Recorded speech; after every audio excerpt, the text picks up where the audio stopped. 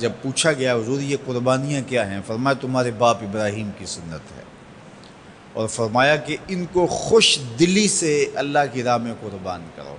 قیامت کے دن یہ اپنے بالوں کے ساتھ، اپنے سینگوں کے ساتھ اور اپنے کھروں کے ساتھ آئیں گے، اور یہ بھی ارشاد فرمایا کہ کل پل صراط پر یہ سواریاں بن کے تمہیں پل صراط سے پار لگائیں گے۔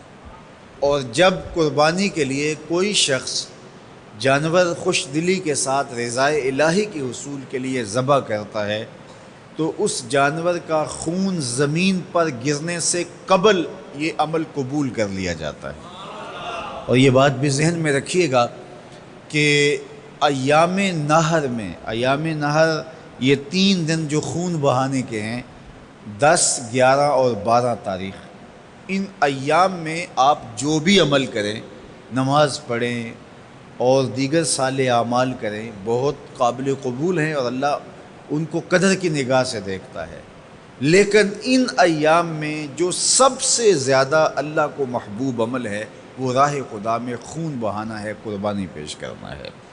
تو قربانی کا کوئی اور متبادل نہیں ہو سکتا۔ کچھ لوگ یہ فلسفہ ان دنوں کے اندر بیان کرتے ہیں کہ 20-50 ہزار کی قربانی کرنے کی بجائے اتنے اگر کسی غریب کو دے دیے جائیں تو اس کے 2-3 مہینے خیریت سے گزر جاتے ہیں، اور وہ گھر کے اندر جو ہے وہ ضرورت کی چیزیں ڈال لے تو گوشت تو 2-4 دن کے اندر کھایا پیا جاتا ہے، ختم ہو جاتا ہے۔ لیکن اگر اتنے پیسے کسی غریب کے گھر دے دیے جائے تو یہ اچھی بات ہے۔ تو اسلام کب اس عمل سے روکتا ہے؟ غریب کی مدد کیجیے، صرف عید کے دن ہی نہیں، مینڈے کی جگہ ہی نہیں، بلکہ اسلام تو راہ خدا میں جانور ذبح کر کے اسی جذبے کو بیدار کرنا چاہتا ہے کہ تمہیں گوشت کی ضرورت بھی نہیں تھی پھر بھی تم نے ذبح کر دیا، تو جہاں ضرورت ہوگی اور تمہاری ہمسائیگی میں، تمہارے اطراف میں جب کوئی غریب ہوگا تو پھر تم اس کے لیے ذبح کیوں نہیں کرو گے؟ اس کے لیے تم قربانی کیوں نہیں کرو گے؟ اِثار کیوں نہیں کرو گے؟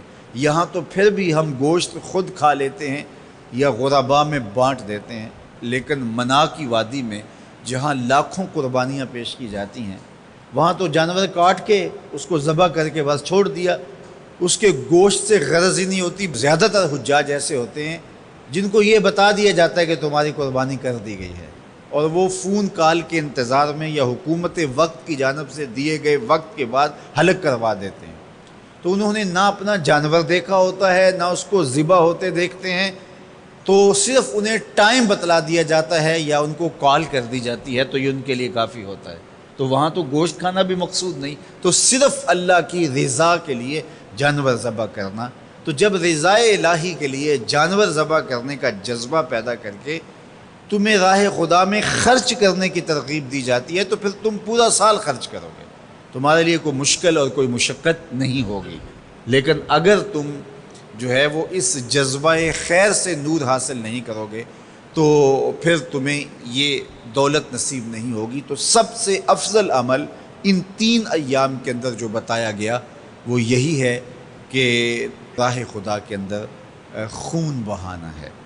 اللہ کے محبوب علیہ الصلوۃ والسلام کی خدمت میں جو ہے وہ مینڈے لائے گئے جو چتکبرے تھے، اور حضور علیہ الصلوۃ والسلام نے اپنے مبارک ہاتھ سے ان کو ذبح کیا۔